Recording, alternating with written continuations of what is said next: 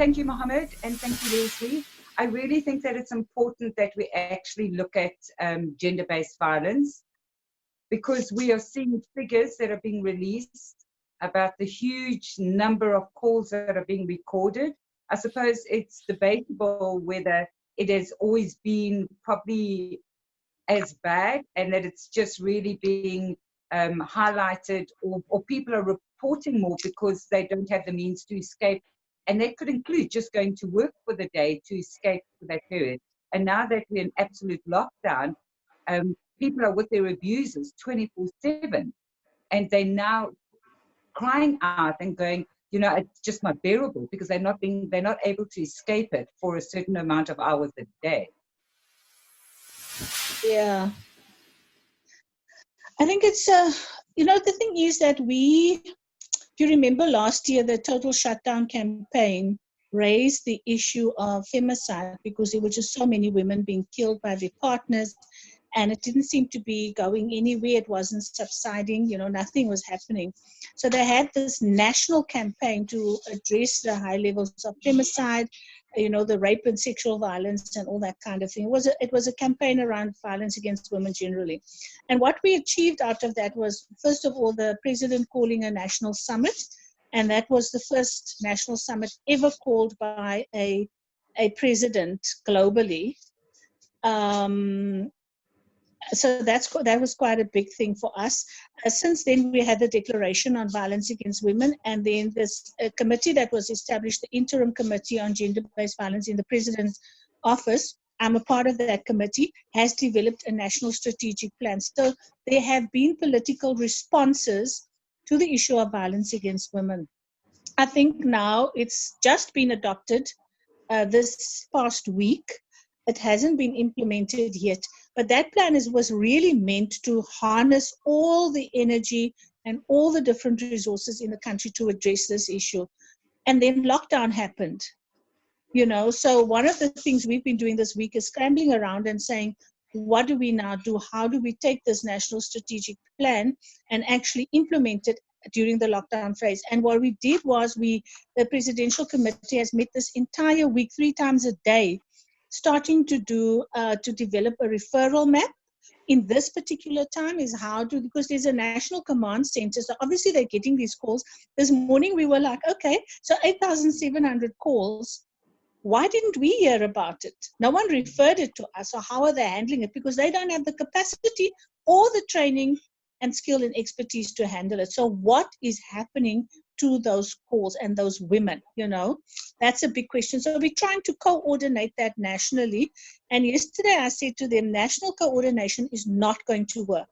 You have to decentralize the responses, because it has to be dealt with at the provincial and local level. So that was the homework they went away with yesterday, because I said, and a national command center is never going to be able to respond to this. And government often makes that mistake of trying to locate these responses in a department, when the department doesn't have the resources. We can't even find the people here at the local level to talk to about, the things that are supposed to be there. So, these are the challenges I think we face at the moment. I think this lockdown may help us to shift perceptions, to shift attitudes and behaviors. It may, if we use it strategically, it may be able to do that, because that's the big issue. We have to change male attitudes towards women. And that's not just in the context of violence, but in the context of culture, of religion, economics, of everything. That has to change. And this is something we were trying to push very hard. The government can develop a response to violence against women, but if it doesn't address the issue of gender inequality, we lost. We lost.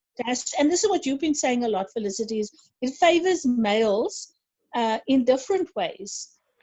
And this, and when I'm saying different ways, I'm talking about culture, I'm talking about religion, I'm talking about economics. Who gets the best jobs? The paid jobs. The women are in the informal sector, they're in domestic work, they're farm hands. Now they lose all those jobs. What do they do? So I think there's an opportunity here for a fundamental shift. And we're trying to push that, you know, a little bit at the moment and saying, let's do this. But there's a lot of advocacy needed and public education. People don't know. They don't know about COVID.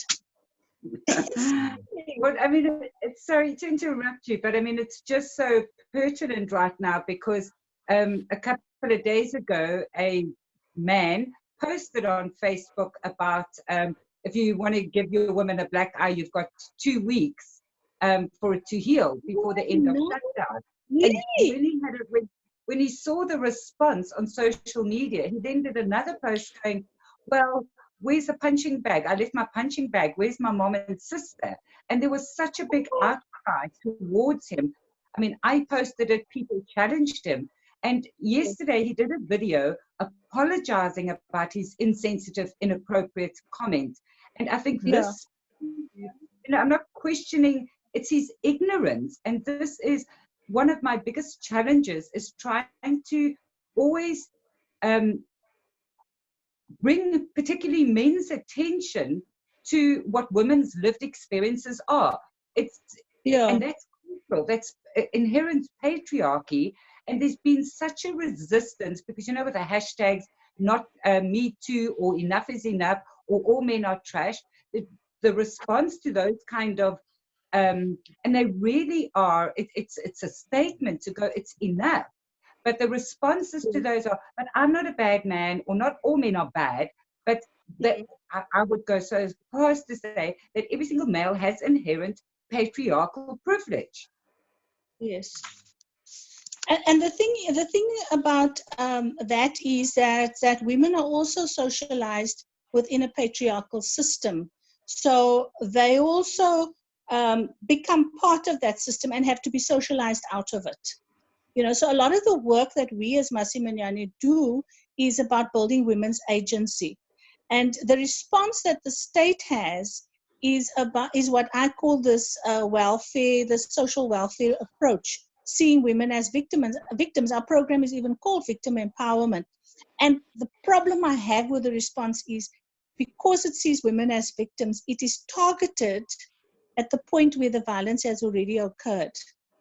So the prevention is neglected. And the prevention is really where we should be putting all of our energy. Absolutely. And I mean, our media has a huge responsibility in that as well, by changing the way that they report on these cases. Because it's normally focused about women was raped, women was murdered, women was murdered by her ex-boyfriend. Where if we change those narratives and going, man murdered his girlfriend, then we also start putting the emphasis, as you're saying, to how do we prevent this? And that's by targeting the perpetrators, because the victims are victims. Yeah, you know, there's a Professor Mzi Nduna from, I think she's at Johannesburg Wits University. And she talks about this. She says we need to change the narrative. She says when we report, if I say Anine Boyson to you, you know who the story is. But if I say to you who raped Anine Boyson and killed her, we don't know those names. So the men are they're kind of not known, but the women are. So that, and you're quite correct, that narrative has to change. And, you know, part of it was, I mean, she used an example and said, you know, we saying to women, don't dress like that when you go out. But we don't say to men, don't you dress like that when you go out, you know. And why don't you, you know, say to yourself, if you're going out and you think, well, I'm going to rape a woman today, then you say to your buddies, listen, if you see me try anything, stop me. No one does that, but everybody's telling women that they have to bear the responsibility, have to bear the shame, take the blame, you know, for male violence. So there's a big shift that needs to happen. But again, because it's a patriarchal society, we don't see that. We don't see women's experiences. And a lot of the work we've got to do, and women themselves, because they're socialized in that patriarchal system, will support that system. They will support it. You know, when Zuma was up for rape, the women wore T-shirts that said, "He can rape me too." You know, all the women will say, you know, they supported him. ANC Women's League supported him throughout that rape trial. That happens a lot. It's not just a Yeah. little bit, it's a lot, you know? No, it absolutely does. And I remember an incident in Johannesburg where a young woman went to some restaurant or fast food outlet to go and have a cool drink after running chores for her mum. And this man approached her and she said, I'm not interested. And then the man was joined by another man and he said, well, later on, you actually won't have a choice. And what had happened was they had slipped a tablet into a cool drink and Yes. they moved away, and when she got up she fell over, and fortunately she realized that something was wrong and fell into a woman's lap, and the woman phoned the emergency services. And my response to that, Lesley, was, how are men sitting and having conversations that this is so premeditated, they're planning Yes. these things, that Yeah. we hear of these gang rapes. Why does do they sit? Is it so normalized that, oh well, let's go and have a party tonight. There's 6 of us. Let's go and find a victim and rape them. How is that Yeah. acceptable? How are these people having these Yeah. conversations? Yes. I mean, that's something that we just struggle with a lot, that there are these gang rapes and that men will actually stand in a queue waiting for their turn to rape a woman and not see the humanity or the dignity of that woman. It's totally shredded, and not see what the long-term consequences are. I think a lot of it is, not understanding the long-term consequences is definitely a serious obstacle. I think if people did see it, it would have some, but you can't. We've got stories of men raping their elderly mothers, grandmothers, babies, all sorts of things happening everywhere in our society. It's not just here. The other day, a week ago, an old woman in a community, the young people went and burnt a house down because they accused her of being a witch. And somebody videotaped her coming out, running out of the house with a little blanket trying to hide because they'd stripped her naked. Then they beat her up. And one young woman took this woman and put her head into a bucket of water until she drowned. They burnt her house down, beat her up, drowned her, all of it on video. They've been arrested now and so forth. But how does an entire community allow this to happen? Not one sane voice saying, I've got my 87-year-old mom here, and she has dementia. And she's completely, now she speaks gibberish most of the time, But we treat her with the utmost respect all the time because she's been such a powerhouse in our community. And for me, I'm just like, no one will disrespect my mom here. And that's the rule. So if anybody can stand by and see that happening, they are stripped, devoid of their humanity. And our question is, how do we bring that back? We've got to rebuild that in our society. We have got to do that. Yeah, no, absolutely. And one of the things that have come to the fore is that health practitioners are seeing an increase in gender-based violence, and they're saying, so women are going to dentists and it's unusual dental treatment, and women are going to doctors, and these professionals are going, what do we do about it? They sit there now, it's glaringly obvious, and they're going, what do we do about it? Because if the victim doesn't report it, our experience is that if the victim does not want to make a statement and open a case, then SACS won't do anything. And we have these people now going, what do we do with this information? How do we help them? And I heard a very good, like the sugar cup method, where you just knock on the neighbor's door and you go, I need to borrow some sugar, if you suspect there's some kind of abuse taking place in the home. And I'm going, under these circumstances, maybe what these practitioners can do is keep the numbers, because these numbers are important for us. But to have somebody from the practice just phone that client and go, hello, how are your teeth? I'm just checking in on you to see that your teeth are comfortable, so that the victim knows somebody is aware, and that if not now, maybe post this, that, you know, that they're getting some sense of support and that somebody is aware of what is going on. Yeah, but the doctor, I know GPs are obliged to fill out a form if they suspect domestic violence and then to submit that and actually have something done. I don't know. I should imagine that it would apply to all health professionals, you know, but maybe they haven't thought about dentists. And I can definitely tell you because my GP tells me that he's got to, you know, and he refers people to us all the time. All the time. There's several doctors who refer people to us all the time because they see it, you know, but they've had the training. You know, the Foundation for Professional Development, we actually hired them to train over 100 doctors in the Eastern Cape on how to detect domestic violence and then what to do about it, because they're the training body for health professionals. And I think we've got to, because the medical schools don't, and schools of dentistry don't prepare them for this. We need to get all of the people trained, you know. So that yes, I think that's, but I'm surprised, you know, that they actually maybe not surprised that they don't have a specific form, because doctors actually have a form that they've got to fill out. They've got to keep the statistics, they've got to make the referrals, you know, all of that kind of thing has to happen. Yeah, I But think so there definitely has to be some protocol, you know, circulated, and it's yes, probably the same that is applicable to doctors. Because, and another thing that really concerns me is, so children are now, I mean, it's lockdown, and cases where there are domestic abuse, children are being exposed to this now in a far more obvious way, because they too can't be sent off to their friends. And I mean, yes. they're sitting in the impact that this is having on our children is horrendous. Yeah. Yeah, no, I think, I mean, that's our big concern. You know, in other countries, in Norway and Sweden, if a woman doesn't report domestic violence and the man's found to be violent in the presence of children, they even arrest the woman. They say that she had a responsibility, which we fight against. We think that's really horrendous, because the reality is that women find it very difficult to report. You know, even like you're saying, a woman might go to the dentist and he sees there's something wrong.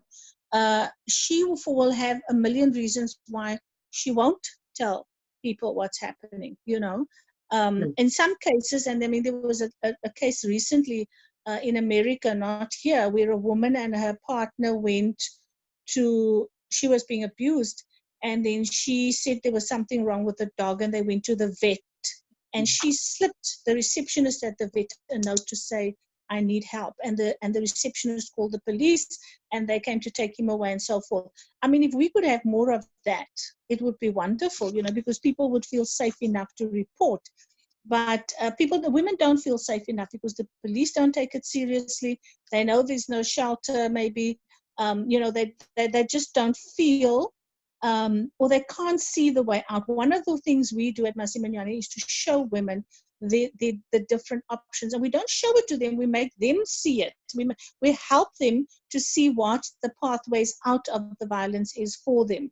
And once we get women to actually see the light, you know, we used to call it see the Buddha, because yeah, that's a long story, but to see the light, you know, and to give them that opportunity, then they feel strong enough to take that step. But if they feel unsupported, as you were saying, Felicity, they won't do it, you know. But if people kind of check in on them, give them some kind of, you know, help. And sometimes women just won't. I mean, I've had women come to us, and after 29 years of abuse, I'll say, right, I've had enough, I want to get out now, you know. There was a woman who was 72 years old in a Norwegian shelter. We've got a partnership there, who came into the shelter at 72 and said, I have enough. So she'd had like 50 years of abuse, you know. Wow. Yeah. And at 72, well, I mean, in Norway, you can sue your abuser, and he has to pay, you know, he has to pay you, what do they call it? The reparations. And so she got this big fat wad of money. But I mean, what do you do with it at 72? You know? Yeah. You know, another big area of concern, which we might start seeing more information about, is rape within a marriage. Because for people who are having affairs, who can now no longer carry on or do the physical part of the affairs, and we're going to start seeing more comments about rape within marriage, because it's not consensual, but women are being forced now to perform this act because the other person is not available to them. And I mean, that's hugely concerning, and that's another topic, another aspect of rape that is just so seldom spoken about. Well, actually, interestingly enough, when I got the stats this morning, I mean, we've had about 280 rapes reported at the 3 Tutuzela centers here that we manage. I asked the manager, Boiswa Mahambi, in fact, I didn't ask her. She said to us, we see a trend. And the trend is that there's an increase in incest. So the rape is happening with family members. And the other is the trend is rape within marriage. And women are reporting. Of course, now they feel freer to report it because there's legislation. So we said, wow, this was quite something, because we see different trends all the time. And then we said, well, we need to look into this and actually, analyze the data much strongly and look at which areas it's coming out of and which age groups and, which men. There's a whole lot of questions around that. But it was interesting to hear that incest and rape within marriage is definitely top of the, priorities within the rape, the whole thing around rape at the Tutuzela centers. So, yeah,